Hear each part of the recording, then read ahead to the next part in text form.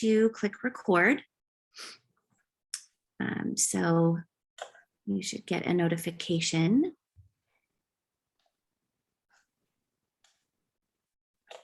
All right.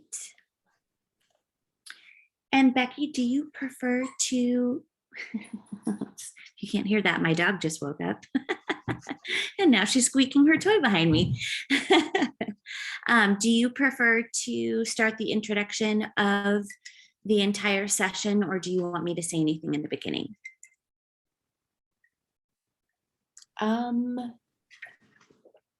Lauren, why don't you, sorry, I was going to say I can do it, but why don't you do it just so they know that there are two of us, since they won't be seeing you, they know your voice. And if there are questions that come in that you want to break in and have us address, they'll know that you're a McGraw-Hill person. Is that okay? Yep, perfect. And I will just end that kind of introduction by giving a formal introduction to you as our panel moderator. Okay. That will be your cue that I'm handing everything over to you. I will be on mute, but I'll be managing the chat and the Q&A. I'm going to try and direct people to drop questions into the Q&A. But I will be taking a look at those. And then towards the end of the panel, if you want to open things up to questioning based on time, we can. Okay. Wayne, I didn't hear anything from you or Frank or Brian about any questions that you wanted, didn't want. So I'm going to throw all the crazy questions your way. Well, I actually wrote you one and then I didn't hit send because I thought you kind of asked it, but I was going to say, and because I also thought we would end up working this into our one of the answers, but it was, how have you tried some of the new data analytics tools and seen your students respond?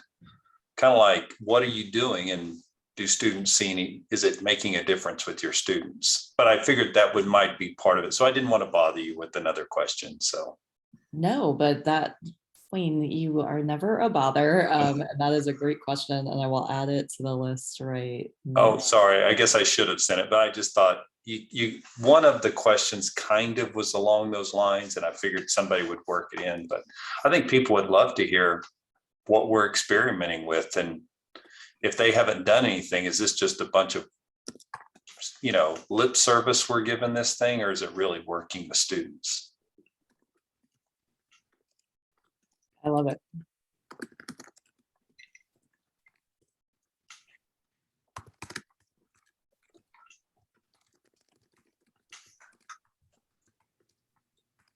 Great.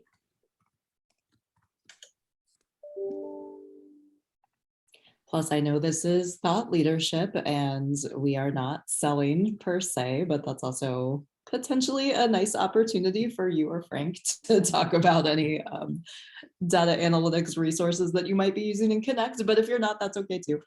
Should we talk on this session? Should we talk from the perspective of an instructor in class, or as an author of a book with McGraw-Hill? Actually, Wayne, I'm glad you asked that, because Lauren, I wanted to get your take on that as well. I mean, I know, again, as we've said, this is thought leadership, but I also feel like it could be helpful. And there are probably a decent number of attendees who might realize that Frank and Wayne are authors. So should they say that as part of their intro, or? Yeah, absolutely. I think it's important to be authentic as educators, leaders in your programs, and authors. All of that combined equates to leaders in your field.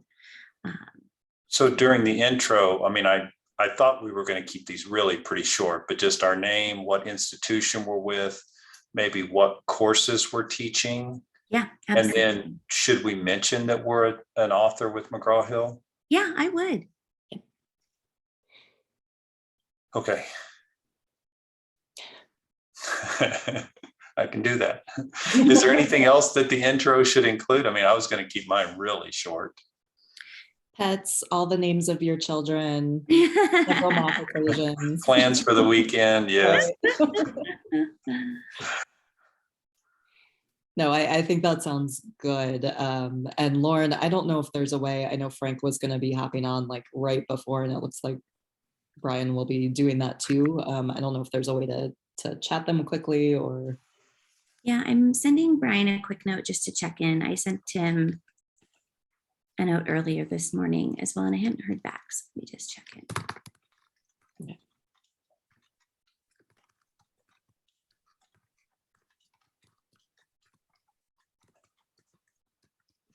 Lane, I was just reading an article in the Washington Post about all the protests, I guess, that had been happening at Oklahoma over masks and whatnot. I hope things have settled down. You mean among the faculty? Yeah, yeah. Yeah, I guess it's not really affected the College of Business. There's some other colleges, in particular arts and sciences, Got it. that, you know, our governor has not allowed a mask mandate. And so a lot of students, most students don't wear a mask.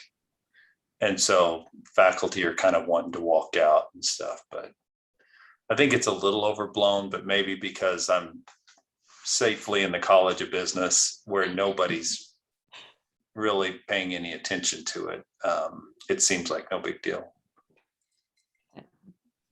Morning, Frank. Good morning. Good morning, Frank. Hi, Wayne. Frank, we were just talking quickly for the introductions. When you introduce yourself, I would just say your name, institution. We had said the courses that you're teaching. I realize that as a dean, that may not be relevant at the moment. But also, please do note that you're an author on a McGraw-Hill text and which one. We think it's better to be transparent about that. Okay.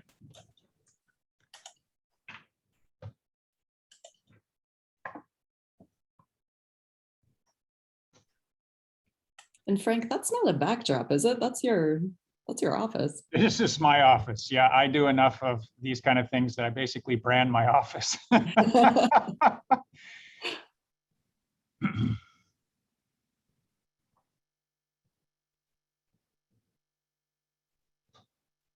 I would use a background, Becky, but it's really hard to get a green screen behind me. And without a green screen, it just doesn't work as well. You look a little fuzzy.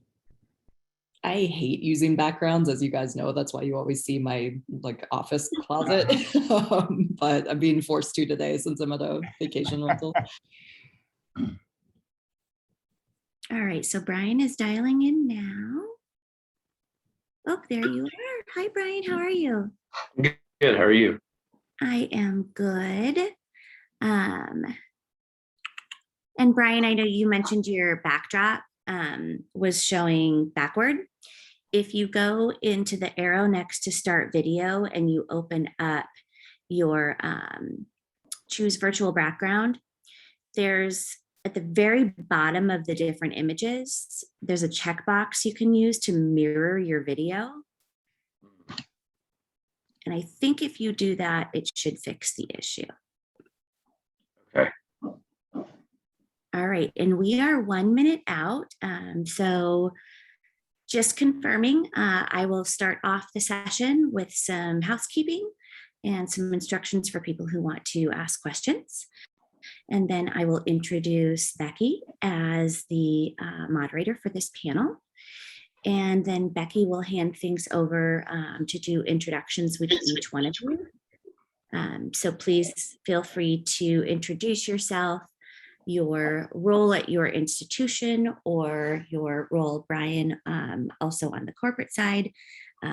If you're an author, you can mention that as well.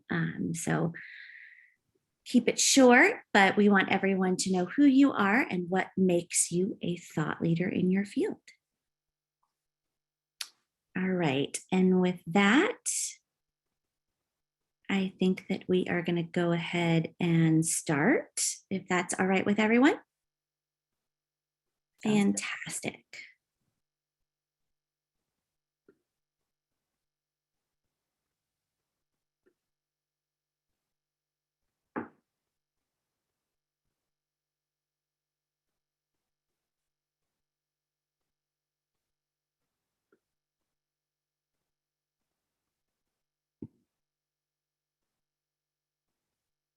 And good morning, everyone. Thank you so much for joining our webinar, Preparing Students for Their Career.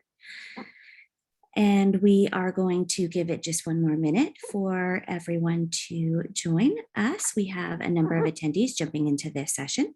So as I mentioned, we'll begin in 1 minute.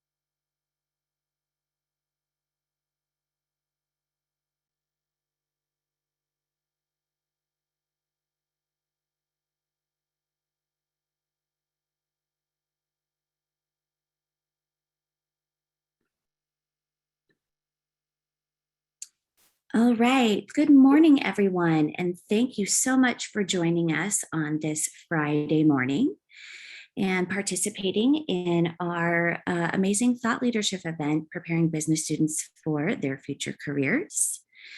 In this session, we will be speaking with our accounting thought leaders around career readiness.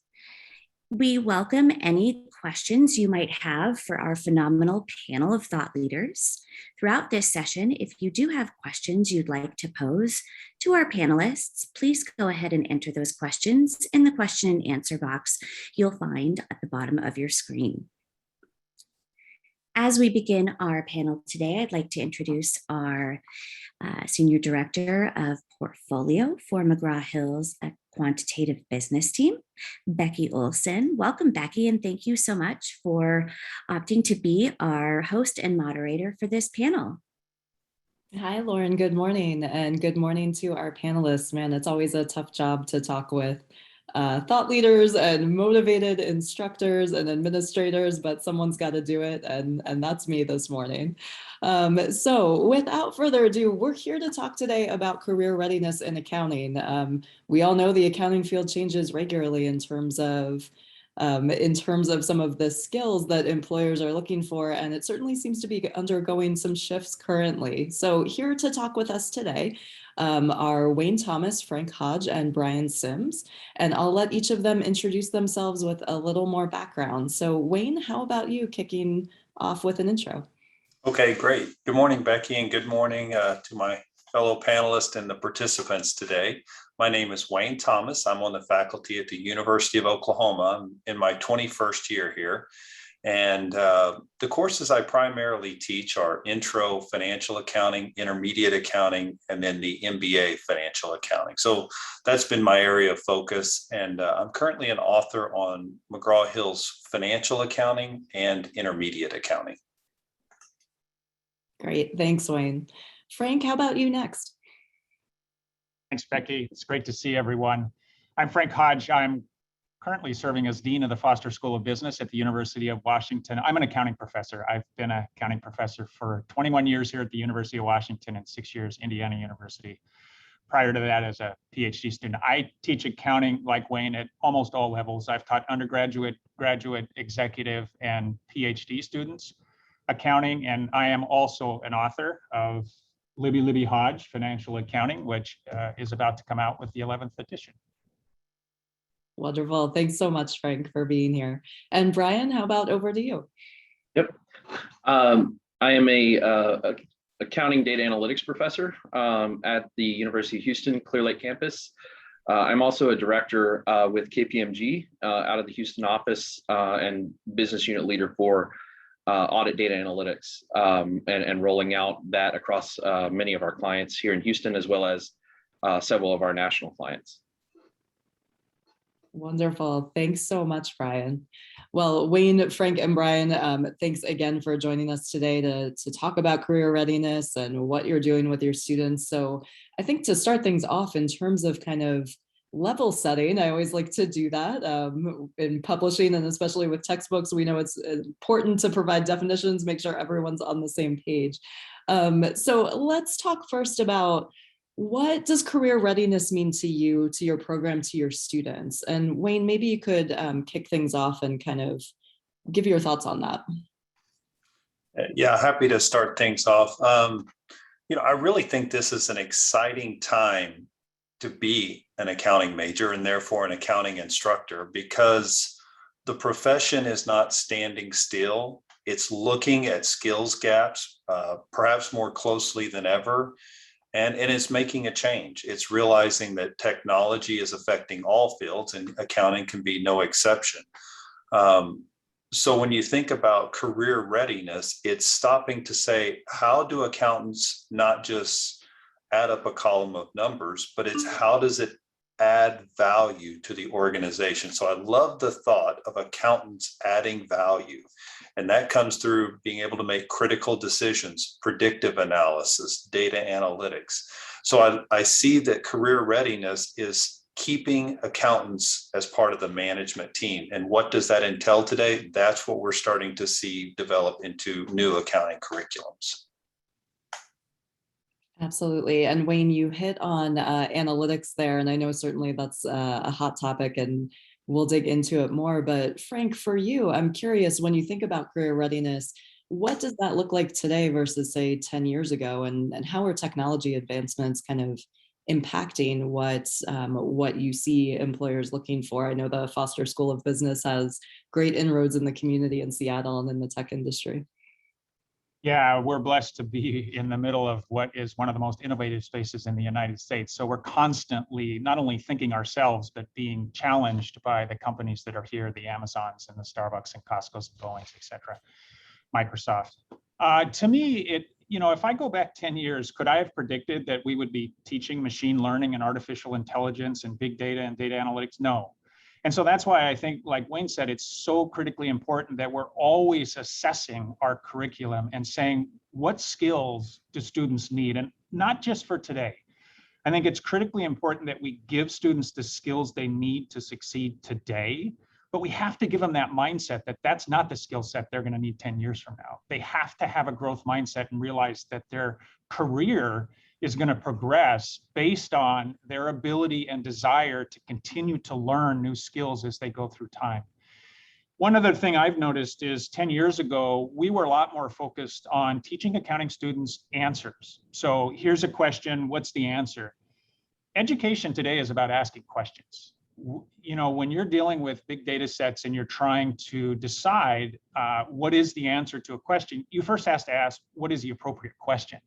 Because that's going to dictate how you analyze that data, what data you get from the data set, and then how you present that data to try to solve a problem. So I think that accounting, as well as business, has changed a lot over the last 10 years. And I can only imagine what it'll be like over the next 10, but I do know that it will change, and we have to be ready to transition with it. Frank, I love your mention of the growth mindset and that education today is about asking questions. And Brian, I know that's something you and I have talked about on the data analytics board in terms of just how fast things are changing and moving in industry, and I'm sure at a consultancy like KPMG. Could you speak a little more to that in terms of what aspects your constituents are looking for, your clients are looking for, and what KPMG is trying to serve? Yeah, absolutely. Our clients are now, they're not just simply asking us to provide that, they're demanding it. And it's all wrapped around critical thinking, just like Frank said, what is the right question to ask?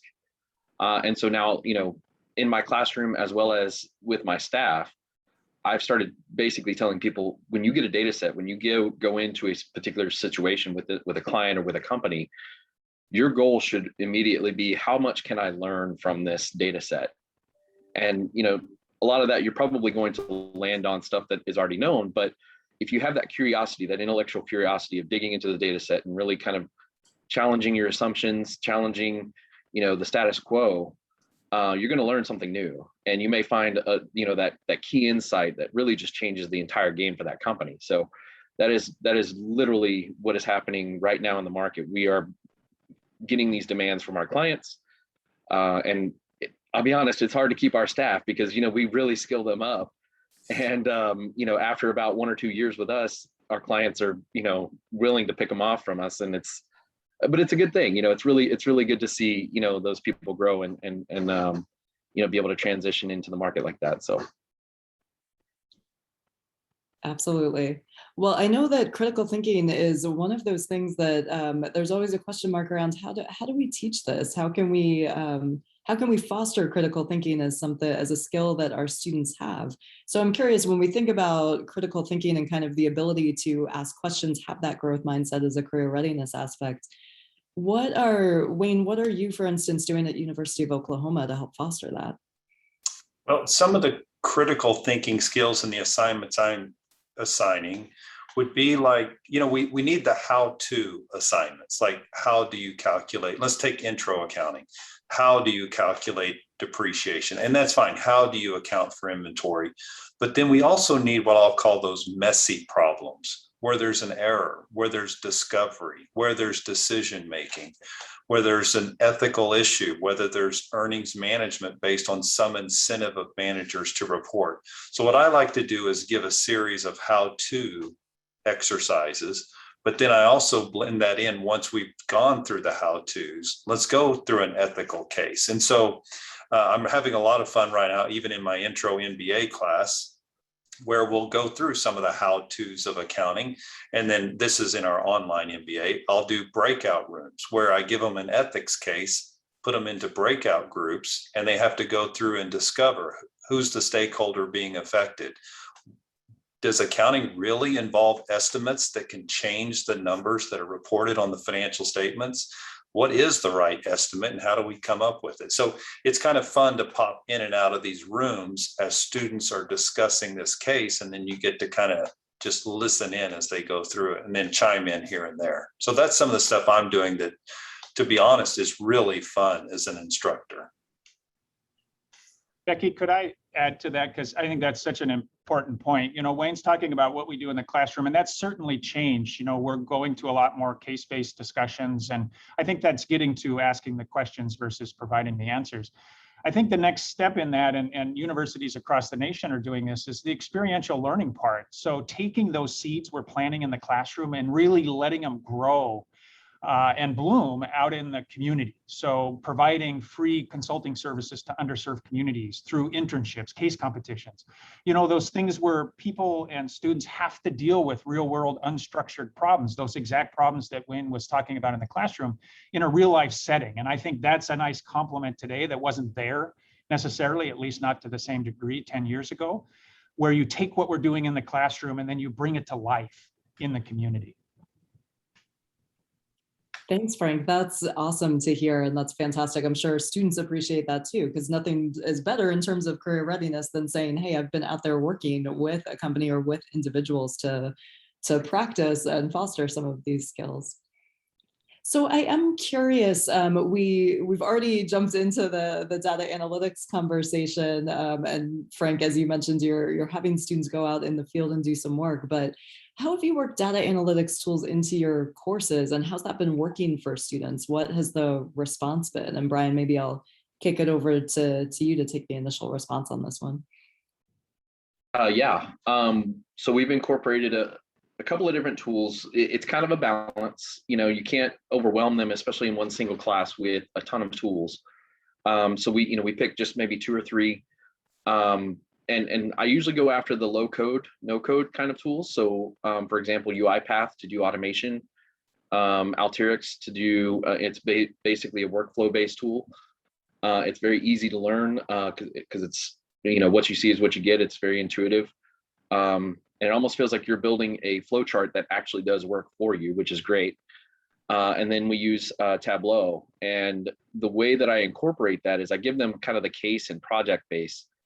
They do an individual project as well as a group project.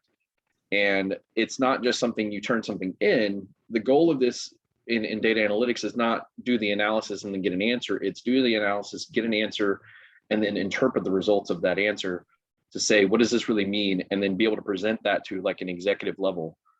So they actually have to do a presentation. And I tell them, you know, during the presentation day, okay, today I'm not your professor. I am Director Brian Sims from KPMG, and you are basically my project team, as if we were doing a project for a client.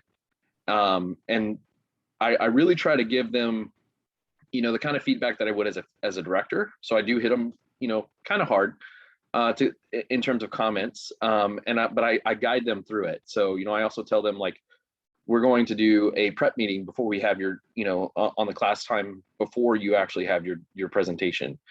And I'm going to show you how you do these kind of prep meetings. And this is how it happens in the real world. So they get the full end-to-end experience of the technical skills, both on the accounting side and IT side, learning the tools. And then they get the softer skills of doing the actual analysis, interpretation of the results, as well as doing the presentation and being able to defend their work. Great, thanks, Brian. And just to clarify, what course level is that? Is that a kind of data analytics focused standalone course, or? It's incorporated as right now as an elective for both bachelor's and master's. So it's a mixed course. And the Clear Lake campus is a bit of a smaller campus, but it does fill up pretty quick. So. No doubt. Wayne, how about, can you speak to how data analytics has been incorporated in the curriculum at Oklahoma? And also, I know you have a lot of experience with intro students, so maybe a little bit too about how you're, you know, they're coming at it in at a very different level, but needing to develop these skills. So how you're introducing analytics with them and helping them set that mindset. Yeah, I think when you're teaching intro students, the one thing you always have to keep in mind is more than 80%, maybe more than 90% of the students in the room are not accounting majors. So you have to do something to hook them. Just saying the word debit and credit doesn't get them totally excited. So what is it that will get them excited about the power of accounting information? And even if they go on to not be accounting majors, they'll appreciate their accountants. So what I've done is things like data visualization and active dashboards. So let's just say 10 years ago, you might have assigned 3 problems on how to calculate uncollectible accounts and make an adjusting entry. Well, I'll still assign those same 3 problems, but maybe that first problem is the typical how-to that you see as a normal exercise, you know, calculate it, record the adjusting entry. But maybe the second one is now a visualization of what exactly is uncollectible accounts. What is a picture? And how can we walk students through a picture in a logical sequence of questions, not just so they get the right answer, like Frank was saying, but so that they understand what they're doing. They get the concept behind it, which leads to a deeper question, which then moves me into my dashboard that I'll assign them. And that dashboard asks them to dig through a subsidiary ledger, find accounts that are too old, maybe investigate why that might be the case. So as we progress, we see that, yes, we need them to understand the skill level, the competency of what they're doing, but then a deeper level of understanding. And I think it's when you sit beside the students and you're doing their homework and they do it, and I don't quite get it, then you see them look at a visualization. Then you see them work through a dashboard. And you really do get to see that kind of aha moment, that enlightenment, like, oh, I see. And, you know, a lot of times they don't realize that I'm actually maybe the one that created that visualization, but I have to admit there's a little bit of personal satisfaction. I'll say, so do you think you get it now? And they say, oh yeah, that visualization really helped. You know, and you don't go into a speech necessarily of why you created the visualization so they get it, but it's that nice that as a profession, we're willing to move forward. We're willing to be flexible. We're willing to expand and adapt. Evolve is the word. And so that's why I think I'm more excited than ever about being an accounting instructor, because I see the new tools that are coming along are really making a difference in the classroom. So Wayne, I think you may have done it deliberately, but I noticed you used the word evolve in there, and so that's the term we're using. So I can't resist taking the bait on that one. I know that something that's been on everyone's minds that we're starting to hear a lot about is the CPA Evolution 2024 project and the model curriculum that was announced this summer. So I'm curious for all of you on your thoughts in terms of your interpretation of how these changes might impact your curriculum or things that you might be doing to potentially address. And I know a lot of the changes that the CPA Evolution is undertaking are in response to some of these themes we've been talking about, trying to get students more prepared with data analytics, et cetera. So Frank, maybe for you, especially as a dean and thinking about your accounting program, how are you thinking about some of those changes and what the impact might be? Yeah, I'll take that at two levels, and it ties back to the conversation we were just having. One is, from a textbook author perspective. So we're always monitoring the external environment to see what's happening. And of course, analytics is such a big part of accounting and the business world right now that we're integrating that. So the 11th edition, which I mentioned in our textbook that'll be coming out, has call outs that talk about how is business analytics integrated into accounting. And then there are Tableau problems, like Wayne said. So let's put a visual out there. Let's have students play with some simple things to help them understand just how things work and how they relate to other things. And I think that that was a result of our author team, but other author teams as well, just analyzing the external environment and say, these are the skills that students need going forward. It's time to integrate it into the textbook. It's time to integrate it into the classroom. We'll do the exact same thing with any change that's coming. So we wouldn't implement something that's expected to come, because I've been in this long enough to know that the FASB and the SEC and the, everyone out there can change their mind. So we wouldn't want to put something in that's not going to actually implement it, but we're thinking about it, just like our curriculum, where we're thinking about other things. What will be the next thing students need to know?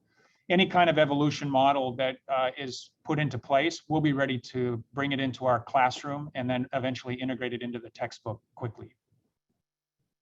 Great. Thanks, Frank.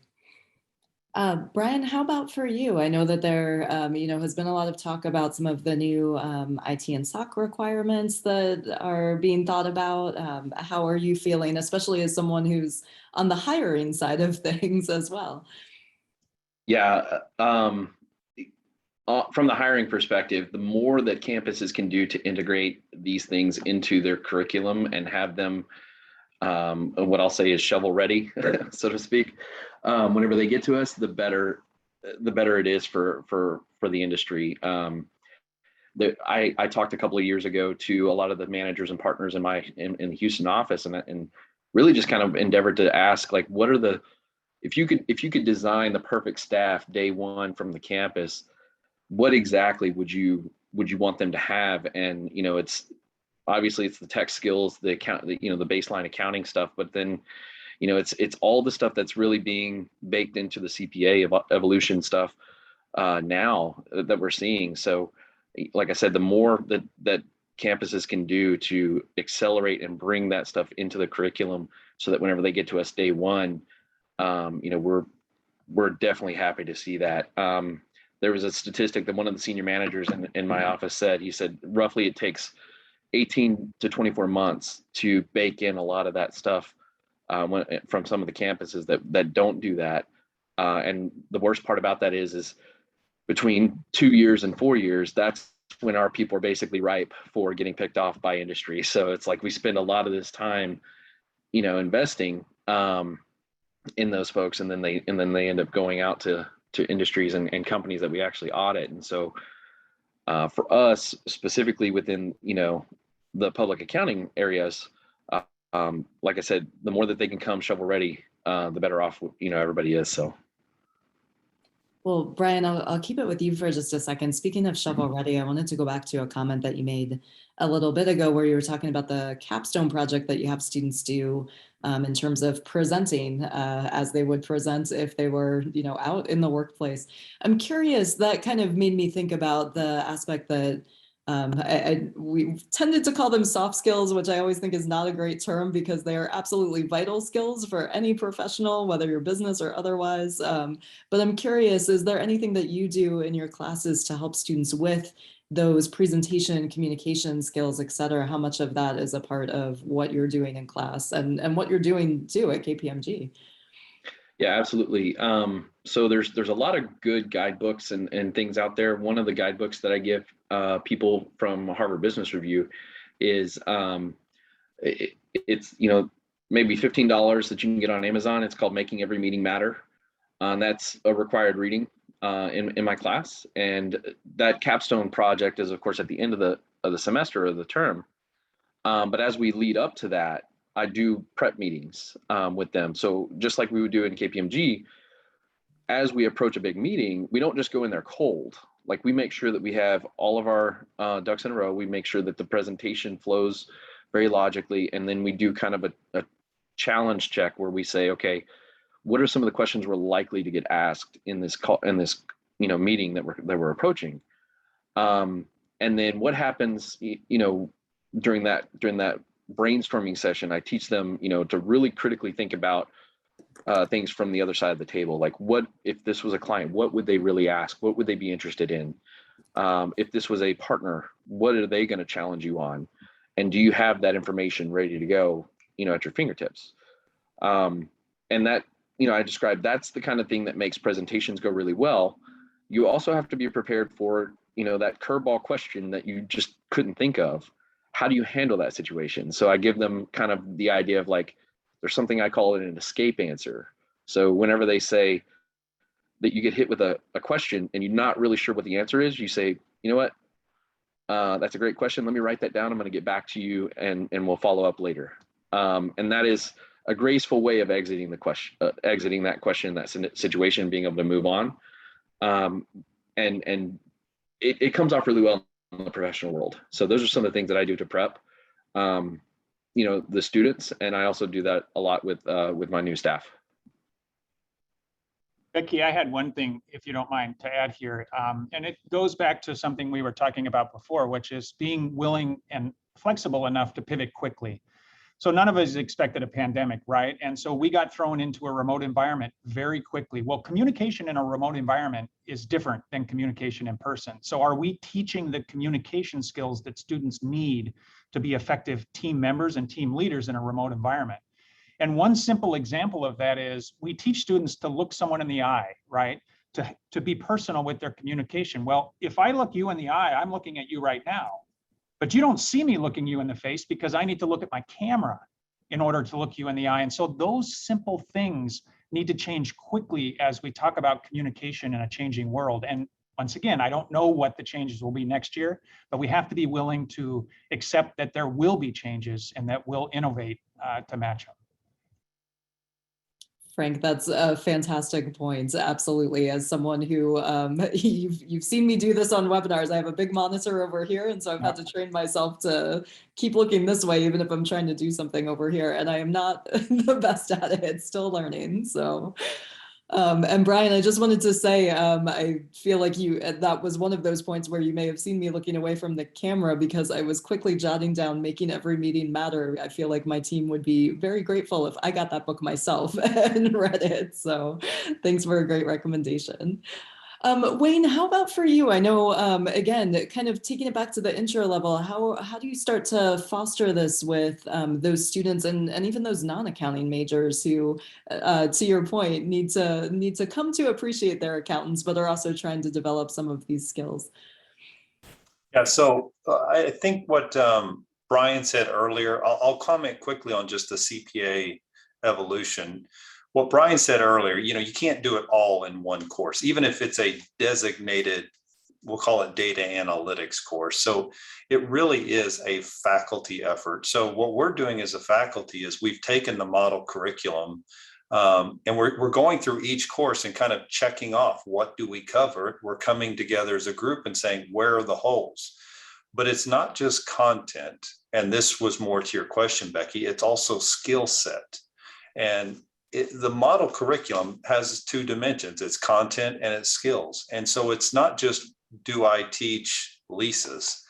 but it's what, if you're going to specialize in business analysis and reporting, then what other skill sets are students required to have when they're ready? Frank talked about communication. We've talked about critical thinking. There's logical thinking. You know, there's many skill sets. So we're going through that as a curriculum. So then when I go back to my intro class, I stop and I think, you know, it's really no different whether I'm an accounting student or a non-accounting student. They're all going to go into the business world. They all need these same skills. We're seeing analytics in every major. We have one of our finance courses, and of course our MIS courses.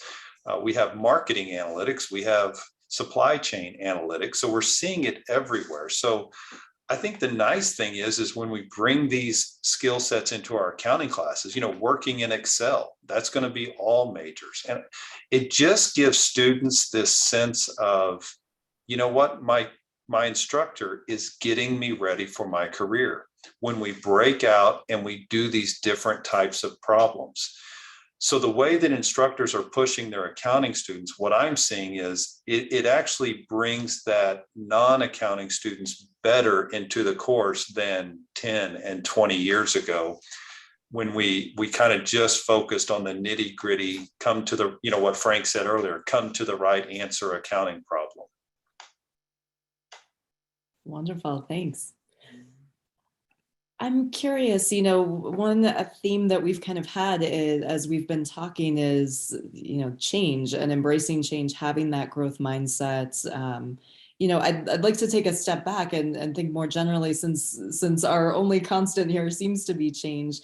How do your departments prepare to kind of embrace that change? Brian, you mentioned the difficulty of that 18 to 24 month window in terms of making a shift here. So I'm curious, what kinds of things are you doing now to prepare for where you want to be in 3 years? And Frank, maybe you could jump in here, especially given your role as dean and thinking about that. Yeah, very simply, ask questions. And I mean that seriously, because I was just in a meeting before this one with our accounting professionals from the Seattle community, and what we're doing is listening to them. So like Brian said, you need to know what skill set, what mental acumen that our students need to exhibit coming out so that they're valuable members of the corporate community right away. And by listening, we start to get a sense for what that means. And then like Wayne said, it's not a instantaneous, okay, we're going to change the entire curriculum. It's, okay, we understand this skill set is needed. Where are the holes?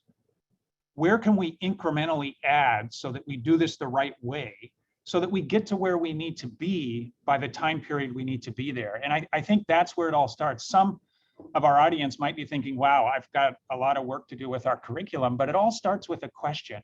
Where are the holes? And then developing an incremental plan to fill those holes over time. And eventually you get to where you need to go, but you got to ask the question first.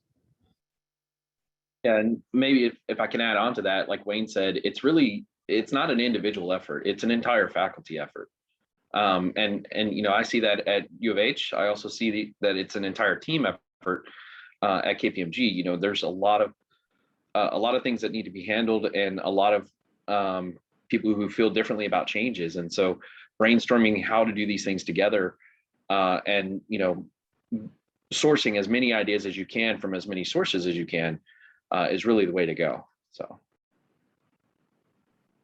Absolutely. Actually, Brian, your comment makes me think about one thing that we hear that we haven't really talked about as much, but the importance of teamwork. The fact that usually as a professional, you're not working in isolation on your own, you're working with a team and needing to get along with them. And Frank, to your point earlier, certainly that teamwork kind of culture and the way we're having to manage teams has changed during the pandemic and moved online. So I'm curious, how are you addressing teamwork in the curriculum? Wayne, maybe you could take the first pass at this one. So are you referring to teamwork like within our own class or across faculty? Actually, both. Now that you mention it, I was thinking more in class with students and getting them ready for teamwork, but I know certainly within academia too, there are challenges in terms of working across teams and working across faculty. Yeah, well, I think that the neat thing with, I'll first speak to faculty, but the neat thing about the model curriculum is I love at least what they did. And I love the way the people created it. They didn't try to act like this is the only map that works, but they provided a guidance. And I think that's really great for starting faculty discussion. They said, here's a topic, here's a suggested course it might be covered in, but they don't act like that's the only possibility. So it starts people discussing. So all of a sudden, intermediate 1 is talking to intermediate 2.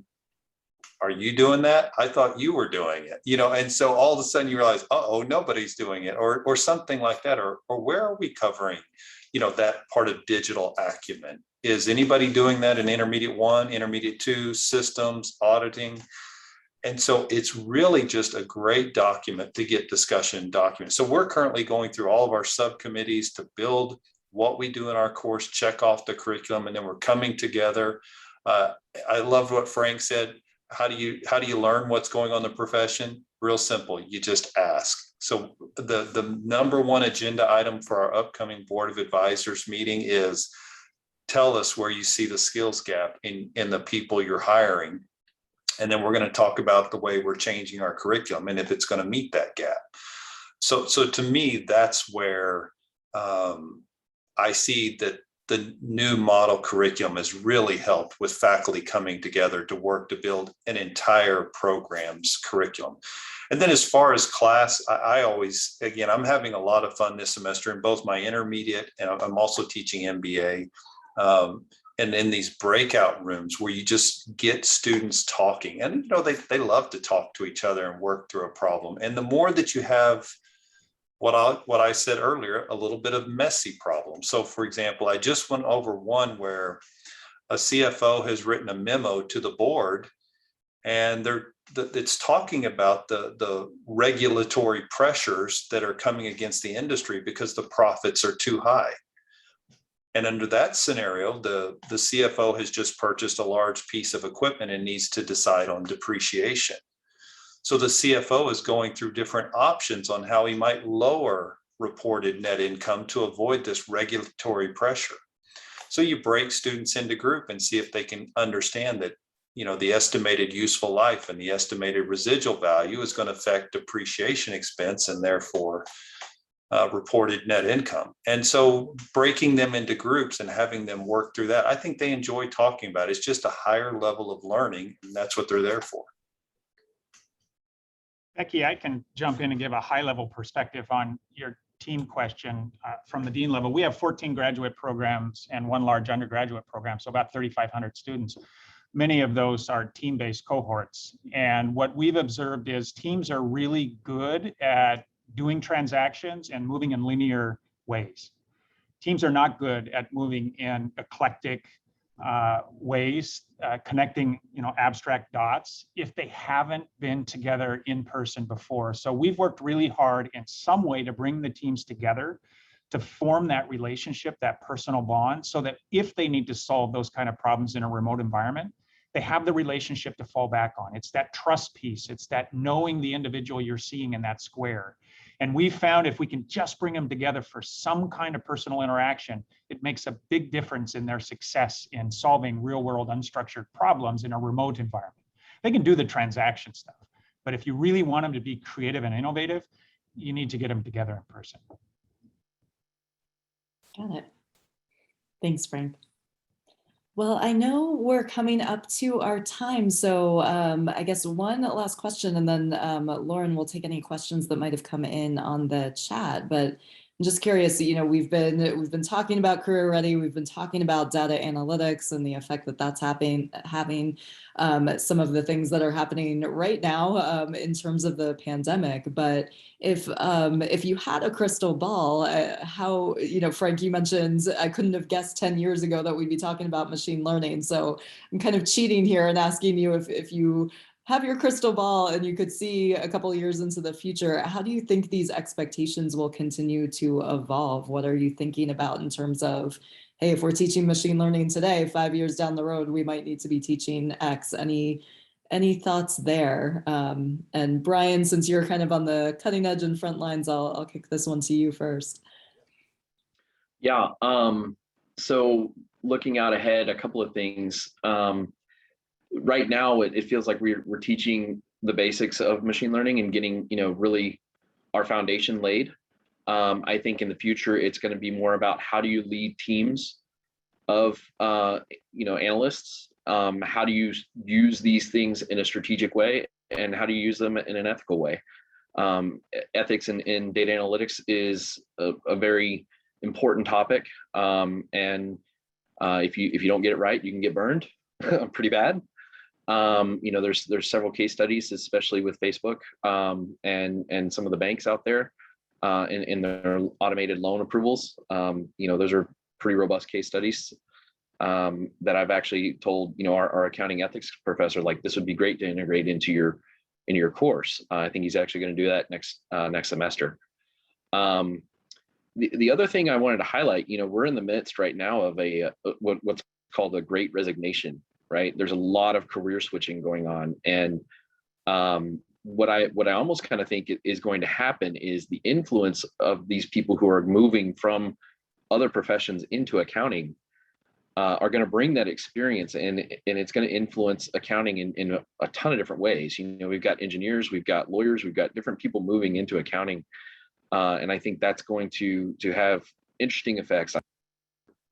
But I am excited to see what happens. So something to consider. Great, thanks, Brian. Frank, how about your take?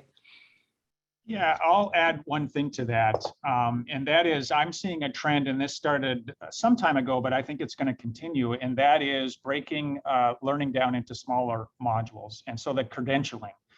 So you see a lot of semester schools going to half semester courses. You see a lot of badges where you maybe don't need an entire course on it, but you send someone off to get a badge in R, programming, or Python, or something like that. So what you're doing is identifying, like Wayne said, you're identifying that gap.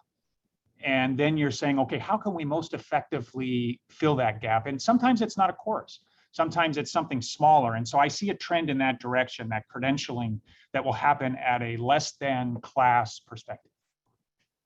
Great, thanks, Frank. And Wayne, how about you? Your crystal ball, what's that telling you? Well, Frank and Brian stole most of my thunder, which is not surprising because I couldn't agree more with their answers. I'll try to add something to that. I think communication, I think the word that accountants have been scared to use all this time, creativity, will come into play. And again, we've shied away from that word, but I think creativity and communication, and that might be preparing dashboards, preparing visualizations, better helping clients understand the value that accountants add to the organization. And so I think we're going to start to see, certainly in our curriculum, I think we're going to do predictive analysis. How does accounting data help me to understand future performance, future cash flows, future bad debts, all of these things? Wonderful. Thanks, Wayne. Lauren, I know we have a couple minutes left, and I just wanted to check in. Are there any questions that have come through that from our attendees? Hi, Becky. Yeah, actually, we do have a couple questions. Some have been answered previously, so I'm going to focus on the ones that maybe we haven't brought up. The first question is really around thoughts on best resources or where to start if you are an instructor who hasn't necessarily incorporated analytics into your courses beyond Excel. So where to start if you as an instructor also need to learn yourself.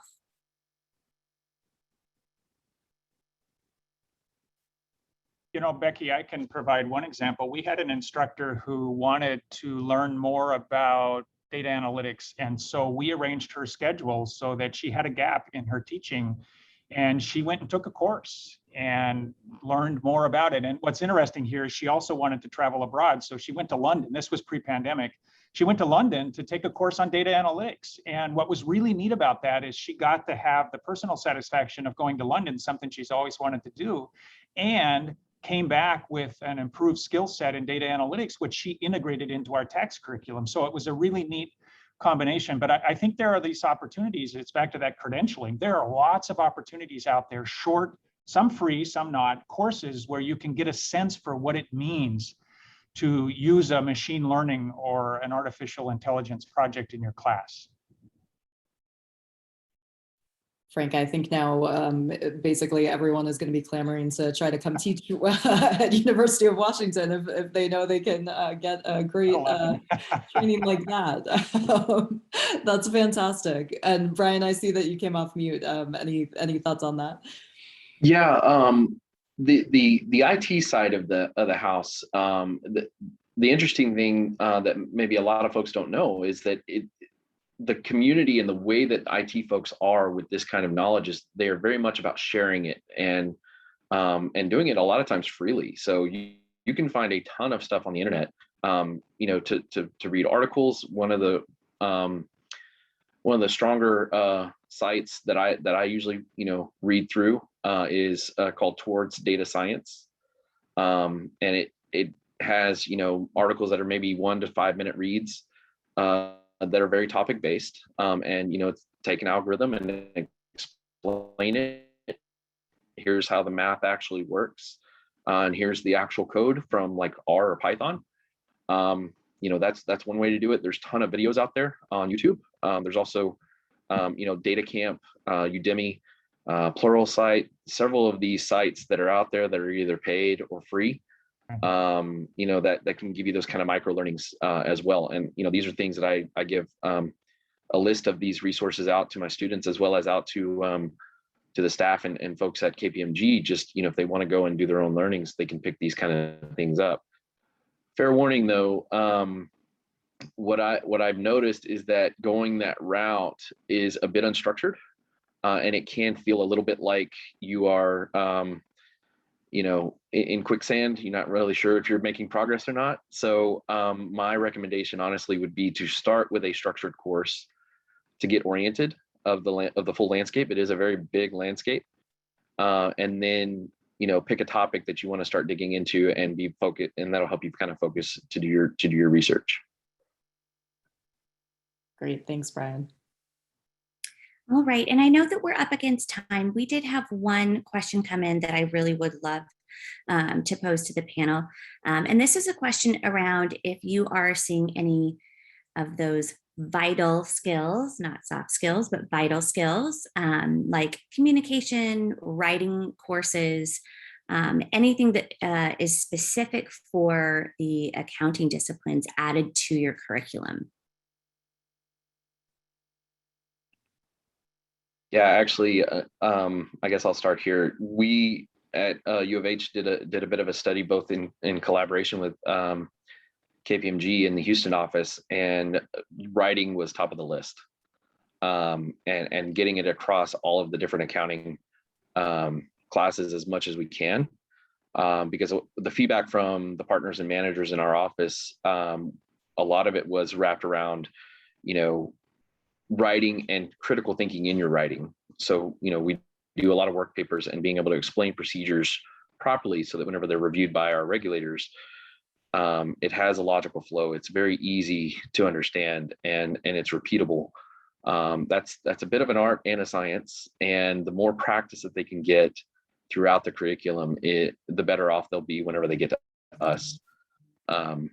The other softer skills like presentation, you know, communication happens in multiple different ways. You have writing, you have presentation, you have even visual communication. Whenever you develop a dashboard, you know, that the old phrase, "Picture's worth 1,000 words." I kind of tack on to that. If the picture is worth 1,000 words, an interactive dashboard should speak volumes, and you want to make sure that it's telling the right things, right? So, really getting deep into that communication side of things is very important, and we are starting to see a lot of that permeate throughout the accounting curriculum. Becky, one thing I'll add there that's been very interesting that we're thinking about is communication today is very different than communication even 5 years ago. So there's the official kind of written documents you might submit, and then there's the way we communicate on a daily basis, the text, right? Or the Instagram, or all these different ways that our teams are communicating today, and even using emojis, we now know that emojis across generations mean very different things. And so what is an effective communication on a daily basis is something we're thinking about and talking to our students about, because if you're sending an emoji to a 50-year-old manager, it may not be interpreted the same way you intended it to be. And so you need to think about those things as you're communicating, and we're thinking about talking with our students about that and integrating it into the course in a fun way. Great, thanks, Frank. Well, yes, as someone who was texting with my 15-year-old niece the other day, and while working up a business report for my boss, they're two very different communication modes, absolutely. Lauren, do we have any other questions that we need to address? Or I'm very aware of time and I know that we're over, so want to make sure that we're respectful of everyone's time, including our panelists.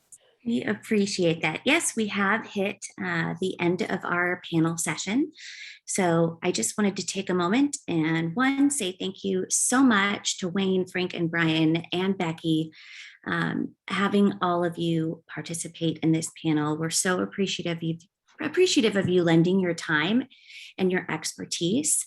And to everyone who is in attendance today, if you have any questions about how we can help you incorporate more career readiness into your accounting courses using McGraw-Hill courseware, I've included my contact information in the chat.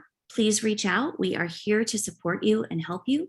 And we also just want to make mention that for any of you that are thinking about the recently announced CPA evolution and model curriculum recommendations, if you are a McGraw-Hill user, we are offering what we're calling correlation grids for all of our solutions. If you need any assistance in obtaining these, please, again, don't hesitate to reach out to us or to your local sales representative. And you can also find these as instructor resources in your Connect courses moving forward. Thank you, everyone, for joining us. We're so appreciative of your time, and we wish everyone an incredibly wonderful weekend. Thanks, everyone. Yeah. Goodbye. Great to see everyone. Thank you. All right, thank you. Take care.